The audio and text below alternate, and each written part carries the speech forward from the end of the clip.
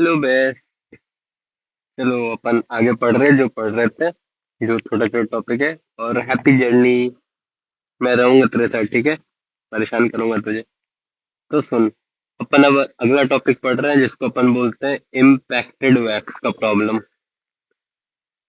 चल, तो अगर अब मैं तेरे से पूछूं व्हाट इज वैक्स, तो तेरा आंसर क्या होगा? जैसे अगर मैं यहाँ पर कैनाल बना दूं, तो पहले मैं तुझे वैक्स का कंसेप्ट बता देता हूँ। तुझे पता है इसका इनिशियल वाला पार्ट इज हेयरी, तो मैं हेयर बना रहा हूँ, तो इसको फास्ट फॉरवर्ड कर सकती है, इसलिए मैं आराम से बना रहा हूँ। I will take my time. तो इसके अंदर तीन तरह के ग्लैंड्स होते हैं। एक तो मेन ग्लैंड होता है जिसको अपन वैक्स या सेरुमिनस ग्लैंड बोलते हैं, सीजी। इसके साथ स्वेट ग्लैंड्स भी होता है, इसको स्वेट ग्लैंड्स बना दूं। और इसके साथ फिर सिबेशियस ग्लैंड भी होता है जो स्वेट प्रोड्यूस करता है। जो पसीना आता है वो यहाँ से निकलता है। ठीक है, ओके। तो इन इससे इस पूरे चीज से वैक्स बनता है। अब वैक्स का कॉम्पोजिशन क्या होता है? अगर मैंने यहाँ पर वैक्स बना दिया है, यहाँ पर मैंने वैक्स बना दिया। Now what do I mean by wax? Wax में मेनली दो चीज का सेक्रेशन होता है। ध्यान से सुनना, जिंदगी भर याद रखना। एक सिबेशियस ग्लैंड का होता है। जो सिबेशियस ग्लैंड है वो ऑयल, सिबेशियस ग्लैंड असल में ऑयल ग्लैंड होता है। इट इज असल में ऑयल ग्लैंड। ये ऑयल प्रोड्यूस करता है, वो सीबम प्रोड्यूस करता है। ऑयल मतलब sebum. And what is sebum? Fatty acid. अगर मैं तुझे फैटी एसिड का स्ट्रक्चर बताऊं, तो ये तो यही होता है ना, long chain of hydrocarbon along with COOH। ये फैटी एसिड है, इसी को सीबम बोलते हैं। आसान। नेक्स्ट चीज है सिरोमिनस ग्लैंड। सिरोमिनस, ये जो सिरोमिनस मतलब वैक्स, ये जो वैक्सी ग्लैंड है, ये भी असल में लिपिड लिपिड थ्रो करता है बाहर। लिपिड थ्रो करता है, कुछ कुछ पिगमेंट्स थ्रो करता है। पिगमेंट जैसे मेलेनिन, क्योंकि जैसे लाइट आता है लाइट को एब्जॉर्ब कर ले, इसलिए कुछ पिगमेंट जैसे मेलेनिन। मेलेनिन किससे बनता है? ये क्वेश्चन तू मेरे को आंसर करना, ठीक है। इसके बाद इसके अंदर एक इंपॉर्टेंट चीज होता है जिसको IgA बोलते हैं, इम्यूनोग्लोबिन। ये हमें इम्यूनिटी प्रोवाइड करता है। तो तू समझी, इम्यूनिटी। ये चीजों से ये बॉल बन रहा है। इसके बाद ये जो सेल्स है, ये सेल ये भी मरेंगे, नेक्रोसिस होगा।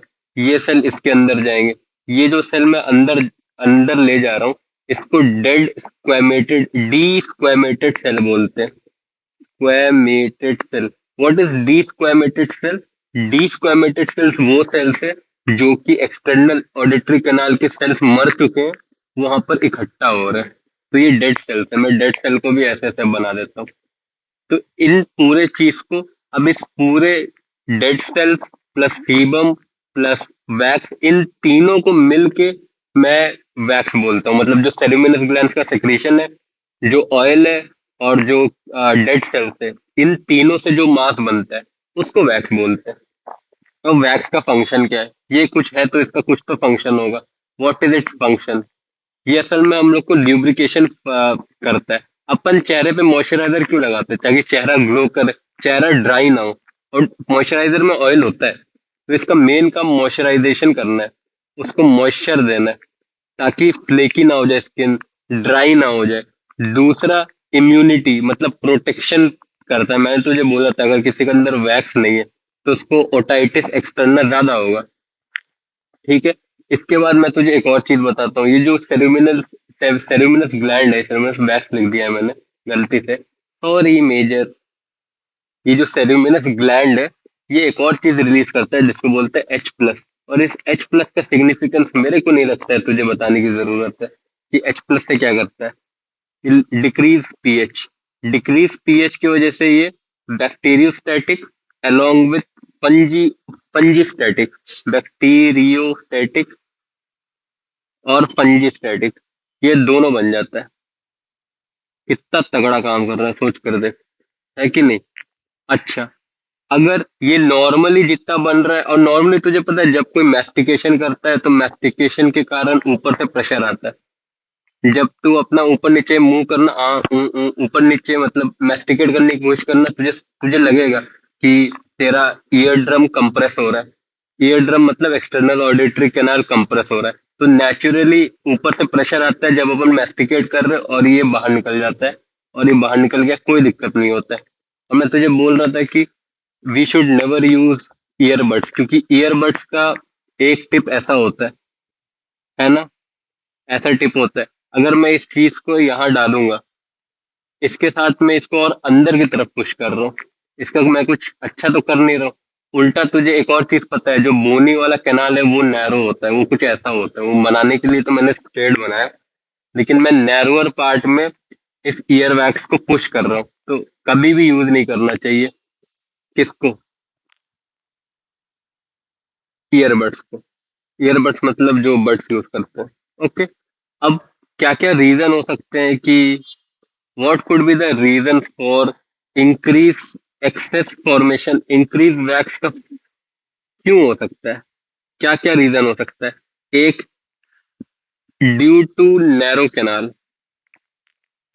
अब ये कंसेप्ट है, ये सोच, अगर किसी का कैनाल बड़ा है, ये कैनाल बढ़िया है, बढ़िया ऐसा है, उसमें यहाँ पर वैक्स बना, ड्यू टू मैस्टिकेटरी मोशन ऊपर नीचे से फोर्स आ रहा है, ये इसको बाहर पुश कर दे रहा है ना।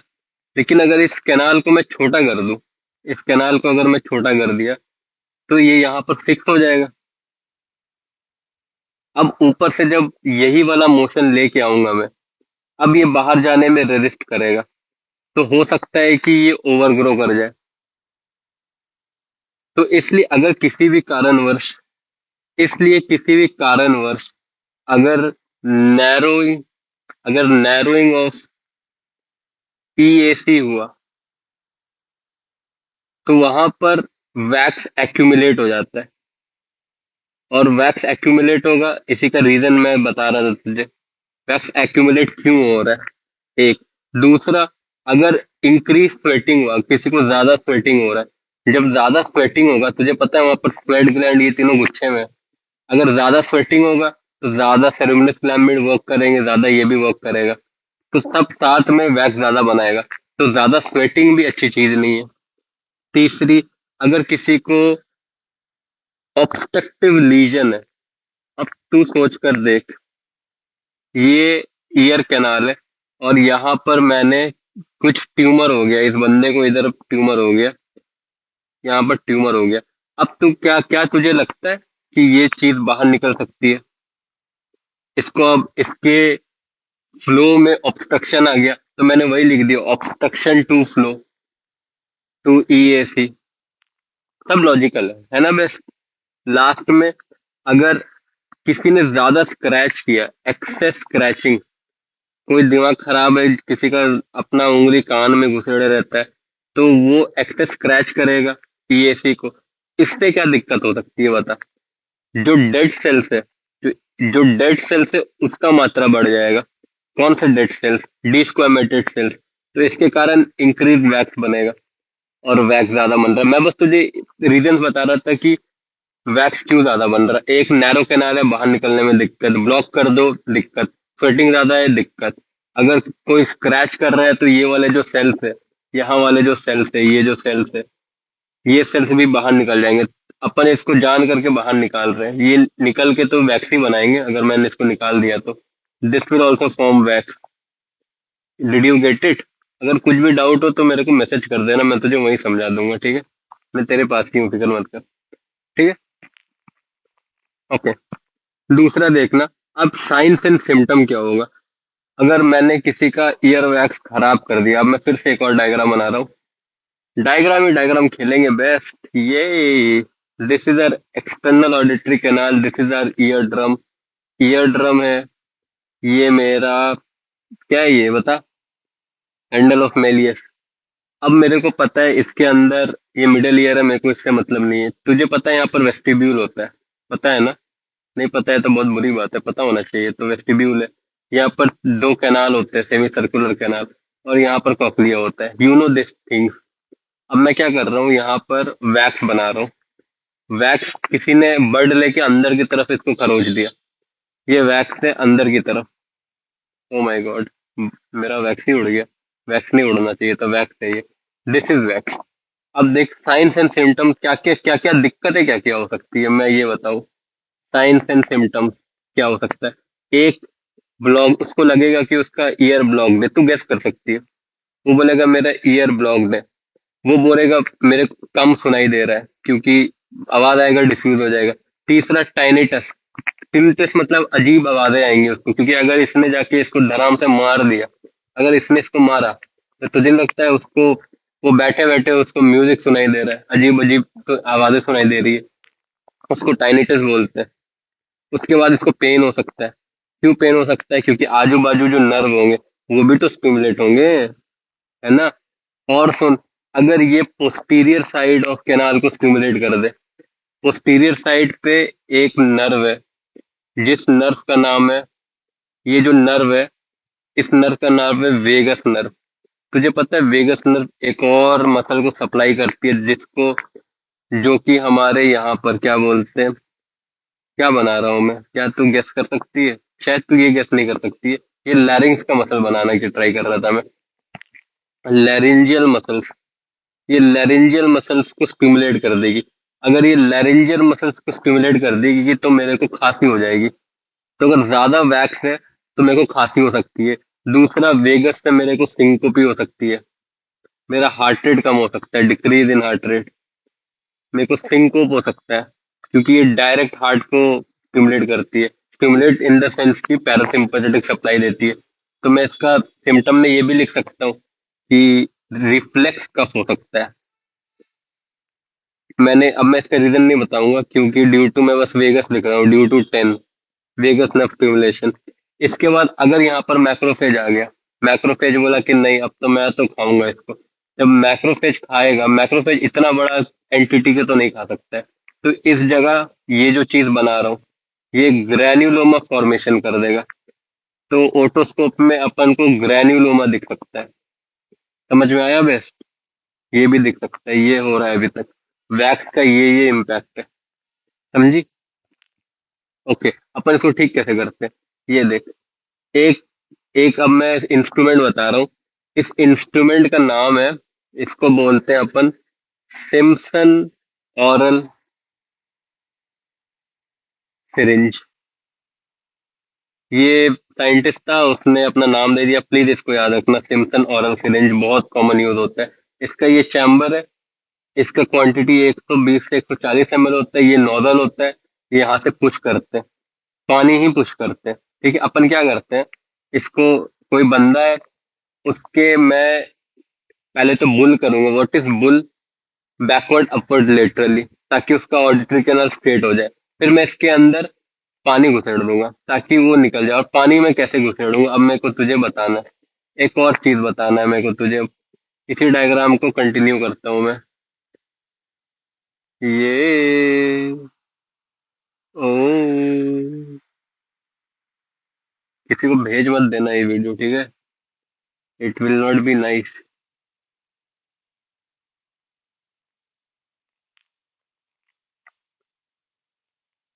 तो देख, अपन क्या करते हैं, अपन को पता है, एक तो चीज पता रखना, ऊपर में इनर्वेशन हो रखा है वेगस का। तो ये जो चीज निकल रही है, ये वेगस है, टेंट नर्व है। ये सीधा जाके, अभी जो इम्पोर्टेंस का काम है, ये जाके हार्ट को सप्लाई करेगी। ठीक है, it will supply my heart. ये चीज याद रखना। दूसरा चीज याद रखना, अब जो मैं सिरिंज यूज कर रहा हूँ, वो सिरिंज फेस होता है towards posterior side of external auditory canal. ऐसे में इसको पिचकारी जैसे पीछे की साइड, यहाँ पर मैं पानी फेंकूंगा। पानी फेंक रहा हूं मैं पीछे की तरफ, तो ये पानी आगे जाएगा, पीछे की तरफ मारेगा, ईयर ड्रम पे मारेगा, और फिर इसको वॉश ऑफ कर लेगा। समझ में आ रहा है तुझे? ये बाहर निकल जाएगा। और जब इसको मारेगा तो पानी के साथ ये भी बाहर निकल जाएगा। और मैं नीचे में प्लेट तो रखा ही हूँ, यहाँ पर मैंने प्लेट तो रखा ही है। मैं तुझे पिक्चर दिखाया था ना, मैं तुझे वापस पिक्चर दिखा दे रहा हूँ, फिक्र मत कर, पीछे मत करना वीडियो। अगर तुझे पिक्चर देखना है तो I will show you again. ऐसे कर रहा हूँ मैं ताकि ये ड्रेन होके नीचे आ जाए। देखना, पिक्चर देखना। देख, देख लिया? अब देख, दूसरा इंस्ट्रूमेंट जो अपन यूज करते हैं, उस इंस्ट्रूमेंट का नाम है जॉब्सन हॉर्न प्रोब। ये तो बहुत आसान चीज है, इसने इसने बस अपना नाम चिपका दिया है। ये एक ऐसा इंस्ट्रूमेंट है जिसके आगे ऐसा लगा हुआ है। अब इसको कैसे यूज करेंगे सोच के ही देख ले। मैं क्या करूंगा, मैं यहाँ पर अगर मैं अब इसी डायग्राम को कंटिन्यू मतलब कॉपी पेस्ट करूँ इसका, अच्छा इसका ये जो मैं सिरिंज से ईयरवैक्स निकालता हूँ, इसका एक कॉम्प्लिकेशन कैन बी सिंकोप। कैसे सिंकोप हो सकता है, तू समझ रही, वेगस स्टिमुलेट हो जाए, हार्ट रेट कम हो जाए। जब हार्ट रेट कम हो जाएगा तो मैं क्या करूंगा, पेशेंट को बोलूंगा अपना पैर ऊपर कर ले, पैर ऊपर करके लेट जाए। क्यों? ऐसे करने से इसका वीनस रिटर्न बढ़ जाएगा, वीनस रिटर्न बढ़ जाएगा तो इसका प्री लोड बढ़ जाएगा, इसका प्री लोड बढ़ जाएगा तो तू बता मेरे को, इसका कार्डियक आउटपुट बढ़ जाएगा, इसका स्ट्रोक वॉल्यूम बढ़ जाएगा, ये ठीक हो जाएगा। तो ये पूरा टर्म आई गेस तुझे ये पता होगा। You are smart enough best, तुझे ये सब तो मेरे को बताने की जरूरत नहीं है। तो मैं क्या बता रहा हूँ तेरे को, इसको कैसे यूज करेंगे यहाँ पर अब।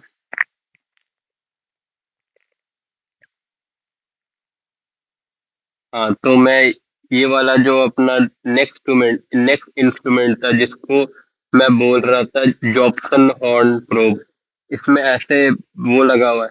तो मैं इसको अंदर लेके जाऊंगा और फिर मैं इसको बाहर खींच लूंगा ऐसे, बस बाहर निकल जाएगा ये। सो इजी, डन, ये ऐसे ही होता है। हो गया। अब मान ले कि ये वैक्स हार्ड है, ये वैक्स बहुत हार्ड है, पानी से नहीं निकल रहा है और मैं इससे भी नहीं निकाल पा रहा हूँ। तो कुछ एक वैक्स डिसॉल्विंग एजेंट होता है जिसको अपन वैक्सोलिटिक एजेंट बोलते हैं। क्या बोलते हैं? वैक्सोलिटिक एजेंट, जो वैक्स को डिसॉल्व कर देता है। डिसॉल्व करने के लिए क्या, तो ये असल में तेल है, तुझे अपन को पता है इसके अंदर बहुत ऑयल है, तो अपन अलग अलग तरह के ऑयल यूज करेंगे, जैसे ओलिव ऑयल डाल ले, शायद दादी अम्मा वगैरह बोलते होंगे कान में तेल डालने ठीक हो जाएगा। तो वो इसलिए क्योंकि वो इसमें डिसॉल्व हो जाएगा। जैसे अगर ये छोटा सा कोई वैक्स है, ठीक है, ये बहुत हार्ड वैक्स है, अगर मैंने इसके ऊपर ऑयल डाल दिया तो ये वैक्स बड़ा हो जाएगा, बड़ा हो जाएगा और सॉफ्ट हो जाएगा, ये भी मेल्ट होना स्टार्ट हो जाएगा। अब जब बड़ा हो जाएगा और उसके बाद में इसका सिरिंज से मैंने यहाँ पर पानी फेंका, अब पानी इसको डिसॉल्व करके इसको बाहर निकाल सकती है, मेरा ये मतलब था। एलमंड ऑयल हो गया, उसके बाद अपन टर्पेंटाइल ऑयल, ये डिफरेंट टाइप ऑफ अलग अलग सोर्सेस को ऑयल है जो अपन यूज करते हैं। एक और केमिकल ऑयल भी होता है जिसको अपन, मैं पूरा नाम लिख रहा हूँ, पैरा डाइक्लोरो बेंजीन ऑयल। ये केमिकल असल में लिपिड के बॉन्ड ही तोड़ देता है, मैंने तुझे बोला था ना, ये कुछ ROOH है, तो ये बेंजीन इससे रिएक्ट कर जाएगा, तो लिपिड का स्ट्रक्चर खराब हो गया, तो अगेन वैक्स टूट जाएगा। इसके अलावा H2O2 यूज कर सकते हैं अपन। H2O2 क्या करेगा, H2O प्लस O2 बनाएगा। ये जो O2 बनाएगा, ये जो रिएक्शन होता है, ये एक्सोथर्मिक होता है। अब इस हीट के कारण वैक्स डिसॉल्व हो जाएगा, बस खत्म, डन डन। और सुन, नेक्स्ट कंडीशन अपन पढ़ रहे हैं, केराटोसिस ऑब्ट्यूरेंस। अब देखना, केराटोसिस ऑब्ट्यूरेंस, ये जो केराटोसिस ऑब्ट्यूरेंस है, इसका क्या मतलब है? फिर से अगेन वन मोर डायग्राम। ये जो अपना एक्सटर्नल ऑडिटरी कैनाल है, मैंने तुझे बता रखा है कि ये पूरे एक्सटर्नल ऑडिटरी कैनाल में स्क्वेमस सेल्स है, even on the external surface of ear drum या टिम्पैनिक मेम्ब्रेन। अगर ये गलती से, क्या नॉर्मली भी ये शेड ऑफ होते हैं, इसका लाइफ 120 डेज होता है, तो 120 दिन बाद ये बाहर निकलेगा। अगर ये बाहर निकल के, नॉर्मली क्या होता है, बाहर निकल के बाहर ही निकल जाता है, लेकिन अगर बाहर निकल के ये मास बना दे, सेम लाइक एयर वैक्स, तो इसको केराटोसिस ऑब्ट्यूरेंस बोलते हैं, क्योंकि ये अब ऑब्स्ट्रक्शन फॉर्म कर रहा है। और अब एक और चीज देखना, अगर ये ज्यादा फॉर्म होना स्टार्ट हो जाए, ज्यादा शेडिंग ऑफ एपिथेलियल हो, तो तुझे नहीं लगता है कि ये जो बॉल बन रहा है, ये बॉल बहुत बड़ा बन जाएगा? इस बॉल को मैं बहुत बड़ा बना देता हूँ, देख, इस बॉल को अगर मैं बहुत बड़ा बनाऊं, तो अब ये कंप्रेस करना स्टार्ट कर देगा बोन को ही, it will start compressing the bone. और प्रेशर एट्रोफी हो जाएगा बोन का, क्योंकि अगर मैं बोन पे ज्यादा प्रेशर डालते रहूं तो यहाँ पर बोन का प्रेशर एट्रोफी हो जाएगा। समझ आ रहा है? तो इसके कारण यहाँ पर जो एक्सटर्नल ऑडिटरी कैनाल है वो ऐसा प्रेशर एट्रोफी हुआ, वहां पर इन्फ्लेमेशन हो रहा है।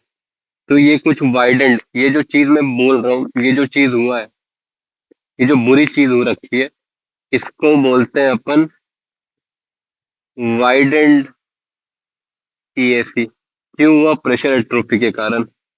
समझ आया? अब ये दो टाइप का, पहले मैं तुझे इसका फोटो दिखा देता हूँ। ये देख कितना बड़ा हो गया, दिख रहा है? ये देख, ये सब डिस्क्वेमेटेड सेल्स है। ओके। अब इसका देख, दो टाइप का होता है, एक साइलेंट टाइप का होता है, एक इन्फ्लेमेटरी। अगर किसी ने मार दिया और उसके कारण, मतलब या इन्फेक्शन हुआ उसके कारण ये केराटिन सेल्स डिपॉजिट हो रहे हैं, तो इन्फ्लेमेटरी टाइप है। अगर वो साइलेंटली इडियोपैथिक रीजन अपने आप ओवर टाइम हो रहा है तो उसको साइलेंट टाइप बोलते हैं, और वो लो ग्रेड होता है, एपिथेलियम माइग्रेशन। बस। अब इसका साइन एंड सिम्टम क्या लगता है? साइन एंड सिम्टम क्या होगा? अगेन सेम साइन होगा, पेन होगा, ओटेल्जिया, मैं पी से पेन लिख दे रहा हूँ। और क्या होगा? CHL, conductive hearing loss. इसमें वाइड ESC हो जाता है।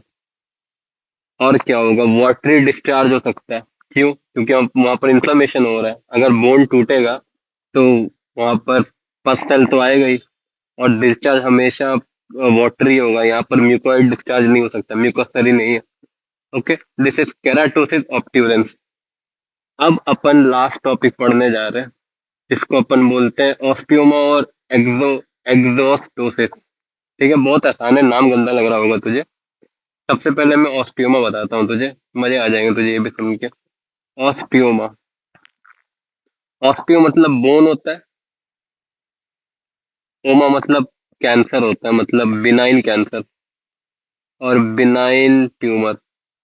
अब देख, इस वाले कंडीशन में क्या होता है, यदि ये EAC में, अगर मैं EAC बनाया, ठीक है, और इसमें एक पिडंक्यूलेटेड मास फ्रॉम ऑस्टियो, तुझे पता है यहाँ पर पेरीऑस्टियम है, इस पेरीऑस्टियम का प्रोलिफरेशन हो जाए, और इस पेरीऑस्टियम के कारण इस बोन का प्रोलिफरेशन हो, बोनी टिश्यू नीचे अंदर हैंग कर जाए, हैंग करने लग जाए, और वो सिंगल इन नंबर हो, तो उसको ऑस्टियोमा बोलते हैं। ये बोन का ट्यूमर है। और ट्यूमर क्यों होता है? You know better than me, I guess, है ना बेस्ट? अगर ये सिंगल है, अगर ये सिंगल है तो इसको ऑस्टियोमा बोलेंगे। मैं तुझे इसका फोटो दिखा रहा हूँ, रुक। ये देख, दिख रही है? ये ऑडिटरी कैनाल, ये देख, पिडंकुलेटेड, देख थोड़ा पिडंकल अच्छा नहीं दिख रहा है, लेकिन पिडंकुलेटेड। ठीक है। और एक और चीज सुन, अगर ये नीचे में फ्लैट जैसा बहुत सारा मासेज है, अगर ऐसा कुछ है, बहुत सारे मास बोन का बन गया है, तो ये जो मैंने बनाया है, इसको ही एग्जॉस्ट, जो मैं बोल रहा था, एग्जॉस्टोसिस बोलते हैं। बस। और ये मल्टीपल होता है, जैसे तू डायग्राम में देख सकती है, this is multiple. I hope you get this also. Osteoma single, exostosis multiple. अच्छा, अब पहले ऑस्टियोमा के बारे में बात कर लेते हैं, ये होता क्यों है? ये प्रोलिफरेशन ऑफ ये पेरीऑस्टियम प्रोलिफरेशन है, पेरीऑस्टियम प्रोलिफरेट कर गया, प्रोलिफेरेट। तुझे एक और चीज दिख रहा होगा, इसके अंदर पिडंकल है, पिडंकल। स्पेलिंग गलत है लेकिन कोई बात नहीं। कॉज मेरे को पता नहीं है, cause I don't know, idiopathic. क्योंकि अब कैंसर का क्या ही कॉज करोगे? अगर मेरे को कॉज तो बोलेगी बताओ बताओ, तो मैं बोल दूंगा क्रॉनिक इरिटेशन, मैं आंसर तो दे ही दूंगा, क्रॉनिक इरिटेशन। इरिटेशन कैसे? अगर किसी को बार बार इन्फेक्शन हो रहा है, रिकरेंट इन्फेक्शन हो रहा है, तो बार बार ट्रॉमा के कारण वहां पर कैंसर हो सकता है। इसका क्लिनिकल फीचर्स क्या होगा? कुछ नहीं होता, नो क्लिनिकल फीचर, ए सिम्टोमेटिक होने को कंडक्टिव हेयरिंग लॉस हो सकता है कि बोन स्वेल कर गया, बोन स्वेलिंग, तो इसके कारण जो बोन स्वेलिंग हो रखा है, इसके कारण पेन हो जाए। और तो कुछ ही नहीं होगा। पेन हो जाए, इसका ट्रीटमेंट टीएक्स क्या है? Of course surgery. ट्यूमर है भाई, कुछ नहीं कर सकते। समझी ऑस्टियोमा, समझी, छोटा छोटा टॉपिक है। एक्सोस्टोसिस देखो अब, एक्सोस्टोसिस। अब देखना एक और चीज, एक्सोस्टोसिस एक्सोस्टोसिस एक्सोस्टोसिस एक्सोस्टोसिस। हाँ, अब मैं तुझे बता रहा हूँ एक्सोस्टोसिस। एक्सोस्टोसिस में क्या था, मल्टीपल ऐसे बोनी प्रोलिफरेशन हो रहे थे। अब ये पता है किस में होते हैं, ये स्विमर्स में होते हैं। जो कोल्ड वाटर स्विमर्स होता है, जो कोल्ड वाटर स्विमर्स होते हैं, उसमें होता है। अब क्यों होता है मैं तुझे इसका रीजन बताता हूँ। Science is very fascinating brother. अब ये देखना, जब कोई भी बंदा ज्यादा देर तक ठंडे पानी में है, ये जो मैं यहाँ पर पेरियोस्टियल ब्लड वेसल बना रहा हूँ, पहले तो मैं नॉर्मल बना रहा हूँ, चल ठीक है, इसको मैं नॉर्मल कर दे रहा हूँ। तुझे नहीं लगता है कि जब इसको ठंडा पानी, एकदम ठंडा पानी दूंगा, तो इसमें वीसी हो जाएगा, वेजो कंस्ट्रिक्शन, यहाँ पर हाइपोक्सिया डेवलप हो जाएगा, पूरे बोन में हाइपोक्सिया डेवलप होगा। अगर क्रॉनिक हाइपोक्सिया है, तो तुझे पता है हाइपोक्सिया के कारण वीएचएल स्टिमुलेट हो जाता है। वीएचएल स्टिमुलेट होगा तो ग्रोथ हो जाएगी, और ये डिफ्यूज ग्रोथ होगी। ये जो ग्रोथ हो रही है, ये बाइलेटरल है, दोनों कानों में होगा, और ये कुछ ऐसा होगा हर जगह। और तुझे पता है इसका लॉजिक क्या है? बॉडी नेचर नहीं चाहता है कि अगर मैं यहाँ पर अब स्विमिंग कर रहा हूँ, ठंडा पानी है, ठंडा पानी डायरेक्टली ईयर ड्रम को मारे, मैं चाहता हूँ ये बोन को मारे। बोन को मारते मारते ये ठंडा ठंडा से नॉर्मल टेम्परेचर पे आ जाए, अपना हीट लूज करे, और उसके बाद मेरे टेम्पेनिक टिम्पैनिक मेम्ब्रेन को मारे। तो बॉडी अपने आप को कैंसर जैसा बना रही है ताकि ठंडे वाटर से बचा सके। बाइलेटरल ग्रोथ होता है, ये एक और इम्पोर्टेंट पॉइंट। ठीक है, समझ में आया तुझे? इसका क्लिनिकल सिम्टम्स क्या होगा? अगेन कंडक्टिव हेयरिंग लॉस होगा, क्योंकि नैरोइंग हो रही है इसमें। इसमें अगेन नैरो कैनाल हो जाएगा, क्योंकि इतना ज्यादा अगर बोन प्रोलिफरेट करेगा तो नैरो कैनाल। ये बाइलेटरल होता है, ये याद रखना। बस खत्म हो गया। इसका आरएक्स क्या है? S x, surgery. Done, best. बताना, रेट करना 10 में से। I will ask.